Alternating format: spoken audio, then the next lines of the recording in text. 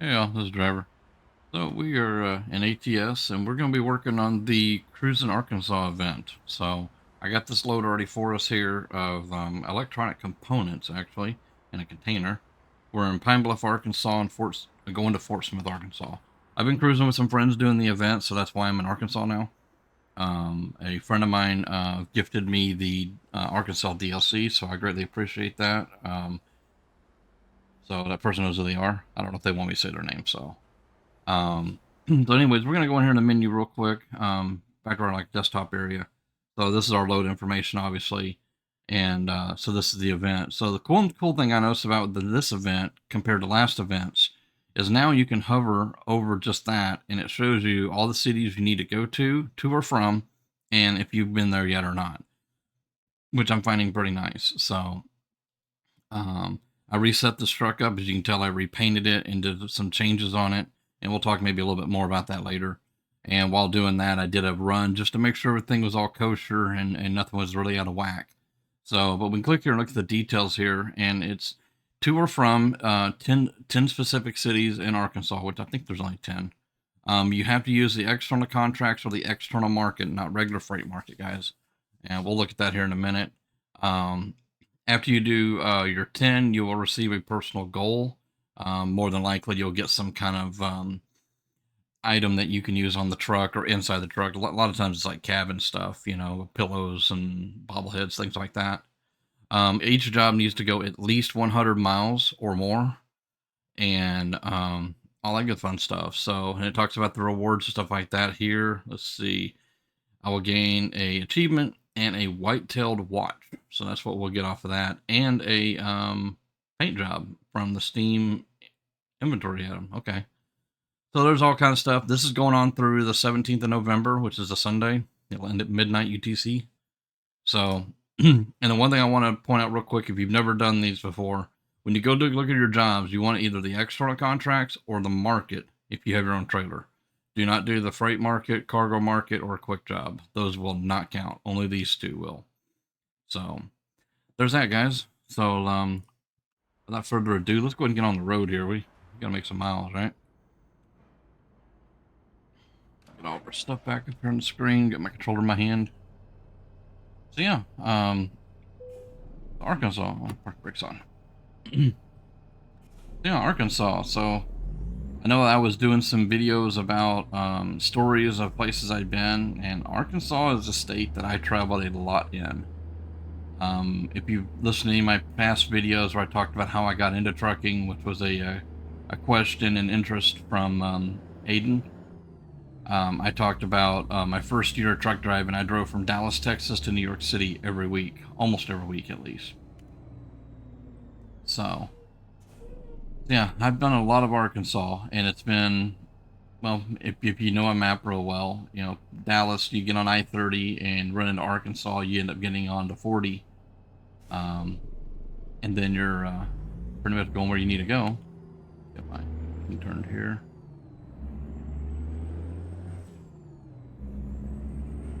Yeah, I've ran back and forth across there. That was when I first got into trucking, and I had a lot of good times on those routes.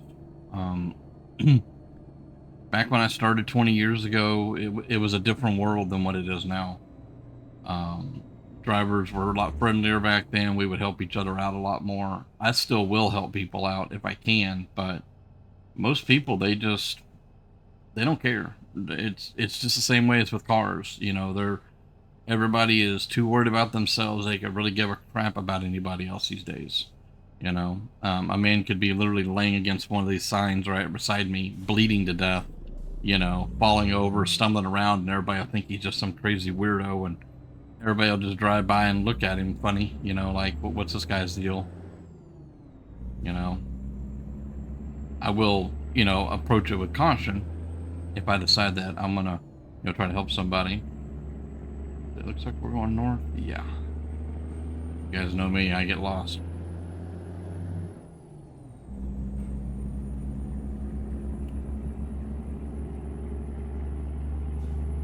Also was working on trying to refine this controller a little bit better. I messed with a lot of settings inside the game and on my computer and through Steam. I've made it a little bit better. I don't know if I'm going to get it any better than what it is right now.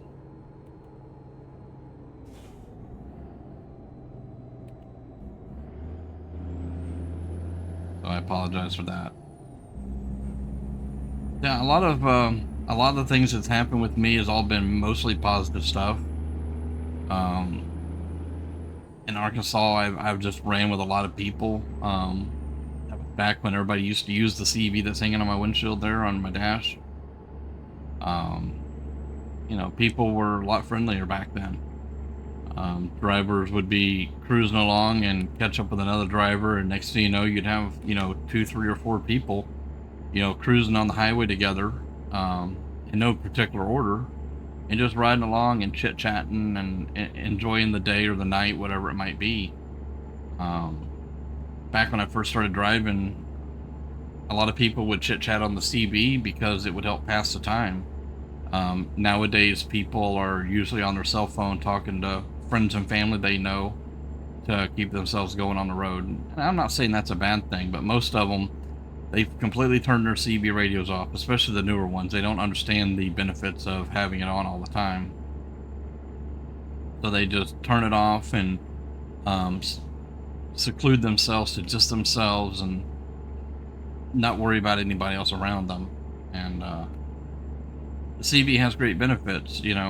I've talked a little bit about CB radios in some of my past videos, but I'm cruising along here on the interstate here, and as far as I may know, this is a good route, and nothing's going on right now. There's no cops up here or bad accidents or something like that.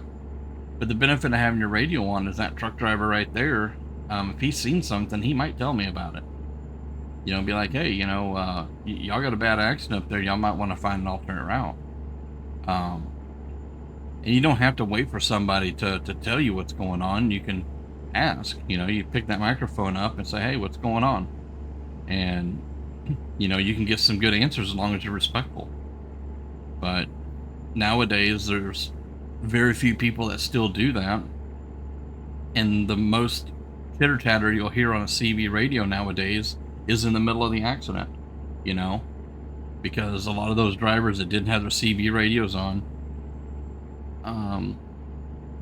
they're just cruising along until they see brake lights, and then they stop, and then they turn their radio on, and then they're the guys on the radio that's going, hey, what's going on up here northbound? Why are we stopped? Well, why are we not moving? And then you start getting all the smart aleck remarks from everybody else is going, well, dumbass, excuse my language of it, but that's exactly what they'll say. If you'd have been listening to your radio 15 miles ago, you'd have known not to be sitting in this garbage. So some of the drivers can get pretty hasty at times. It just kind of is what it is. But no, I've had a lot of good times running across this route. Right now we're in the Little Rock area. Used to, well, this is what baffles me. 440 is a major route in Little Rock here. You would normally never stay on 30 here unless you were going through Little Rock or something more that direction. Usually it would take 440 and go east. It's about 12 or 14 miles around, and you would jump right on Interstate 40 and head for Memphis. But that's my personal opinions. How I know the game or how I know real life.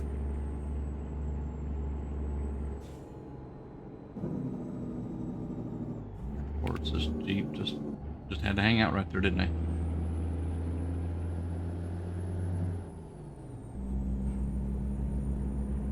So yeah, it's just one of those things. The things change in life. The world changes, people change. How people are brought up has changed. We're not going to get into that subject, but yeah, Arkansas has had some pretty neat times. This section of Interstate 30, I was telling my buddy the other night when we were cruising through here that I only drove on this section of Interstate 30 probably 2 times in my whole 21-year trucking career. I never needed to get over here very often. The very first time was to go to a Ryder shop. The company I worked for had our trucks leased through Ryder, and the transmission blew up on it, and their shop was located off the stretch of road. So I had to come over here and what they did was they towed me off the interstate. I was about halfway between Little Rock and Memphis. They towed me to Little Rock, and the tow company came and got me, but they took my trailer to their yards. They wouldn't have to tow it the whole way, and went and took the rest of the truck to here to Little Rock, and then the rider shop gave me what they called a sublease truck, so it was basically like a spare truck I could use until my rig got out of the shop. And I had to go back and get my trailer, and then I came back to Little Rock because by then I was on hours anyways for the day. And back then I didn't realize how long it took to get things repaired. I was thinking that they would have my transmission rebuilt in a weekend, and yeah, right. I know better now. But I ended up getting a hotel room for the weekend, and my company was pretty PO'd at me because I didn't go on and get delivered. So, I mean, that was just one of those times where, you know, and I was cruising with a group of people when that happened, by the way. When that transmission let go, I was cruising along here in Arkansas. Back then, the truck speed limit was 65. And it was a group of us cruising together. We were running about 70 mile an hour and just minding our own business, just BSing back and forth, that kind of thing. And the transmission started jumping out of gear. It wouldn't stay in 10th. So after the third time it popped out of gear, I just slowed down and pulled over on the shoulder. And I'm like, what in the world's going on here?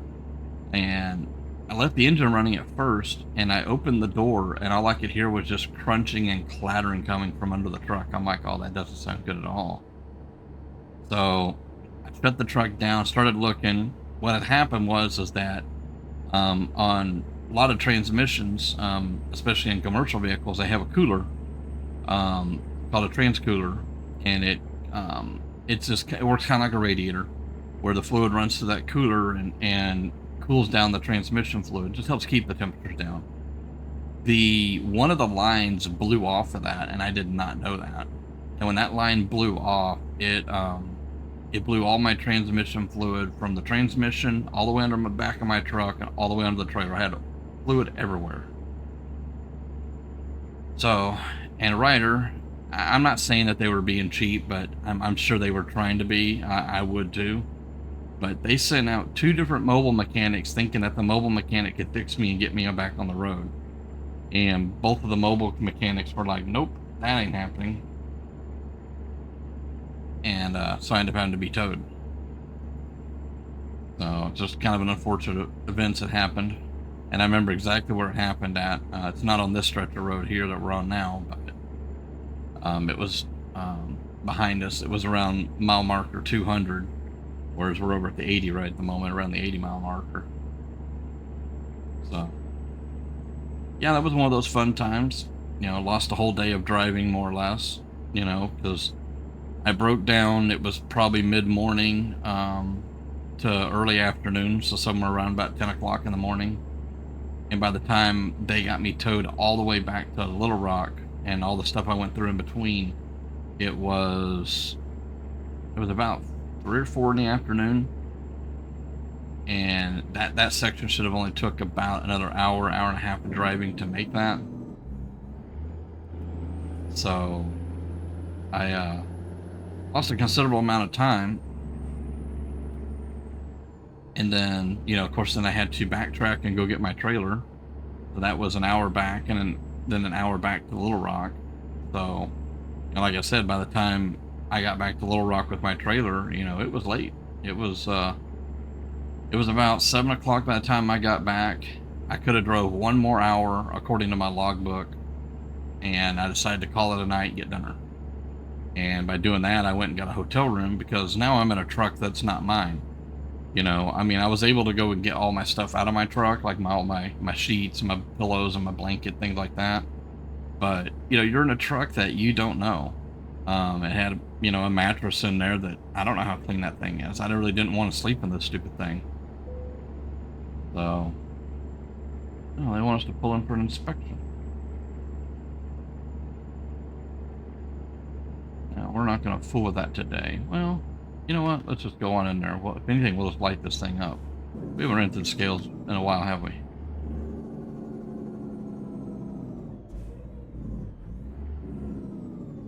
So another thing that we truck drivers typically do, number one, we slow down. Feeling that's 20 coming into here. Another thing we also do is we turn off our headlights and just leave our running lights on. When we get close to scale, they don't like to be blinded. What it is, sometimes the scale officer sitting in that building right there, he wants to be able to read your license plate and write it down. But now that with the camera things, I don't think they're too worried about it anymore. Could have done a better job making the scale look like the scale.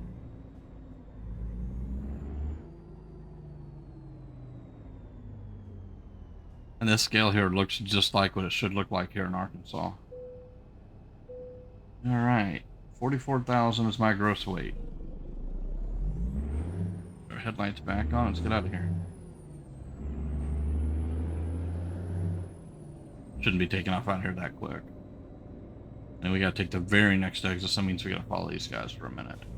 That's okay though. So yeah, that was one of the interesting times in Arkansas. West Memphis, Arkansas is one place I do not care much for. There's a lot of prostitution and drugs in that area. Matter of fact, there's a guy on the CV. It's the same guy, same voice. It doesn't even sound like the guy's aged.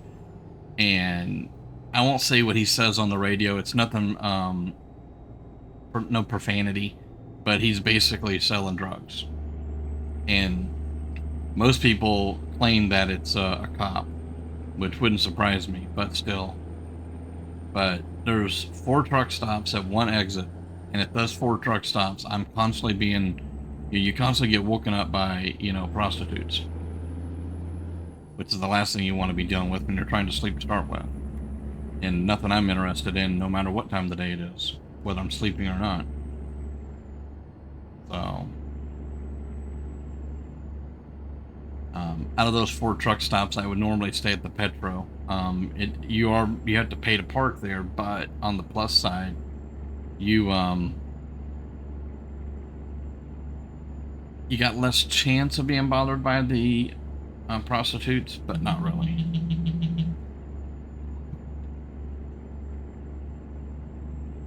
Sorry, my cell phone started ringing, guys. I'll take care of that a little bit.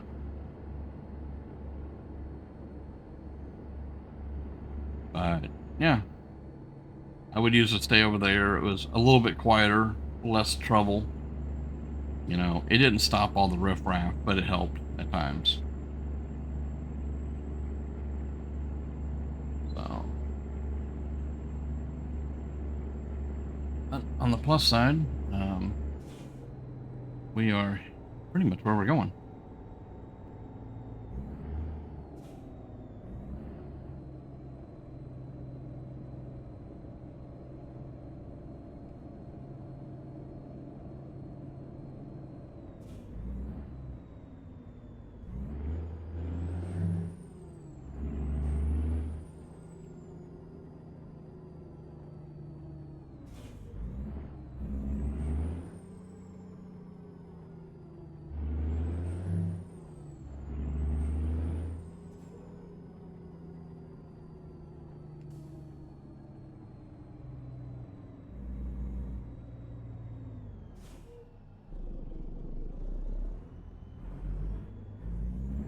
I gotta get this controller figured out a little bit better.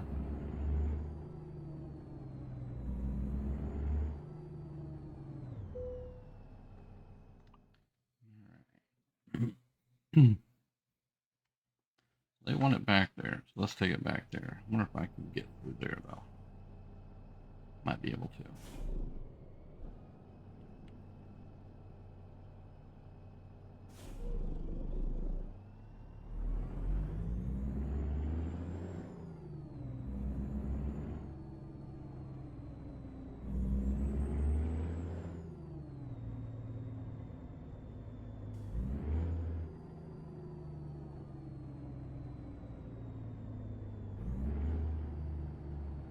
Normally you would want your angled parking on your left, not your right, but some places just, that's how they do it.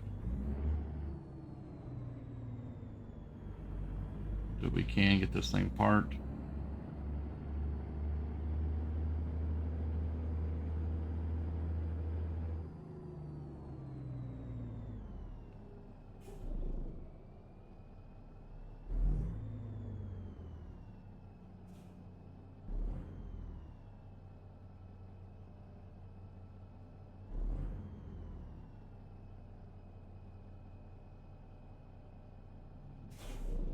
cut it a little too much there. That's why I don't like blindside parking.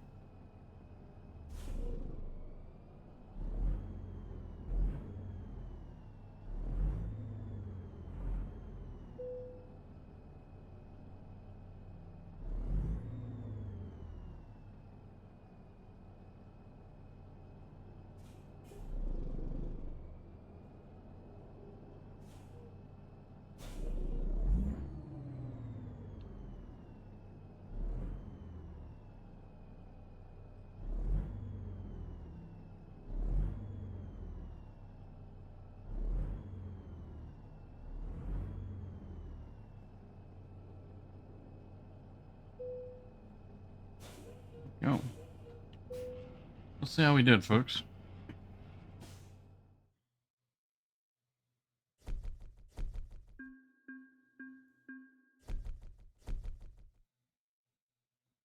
All right, did a little over $12,000 that run, guys. Not too bad. 229-mile ride, which is supposed to have been only 200 miles. I don't know why there's 20 extra miles on that. 30 miles actually. It's supposed to have been 199 miles, but yeah, it is what it is, guys. All right, guys. Well, I think I'm going to call it for right there and see if I can get this video edited up for you guys and maybe see about trying to record a couple more here soon. So y'all have a great one, and I'll catch you next time. See ya.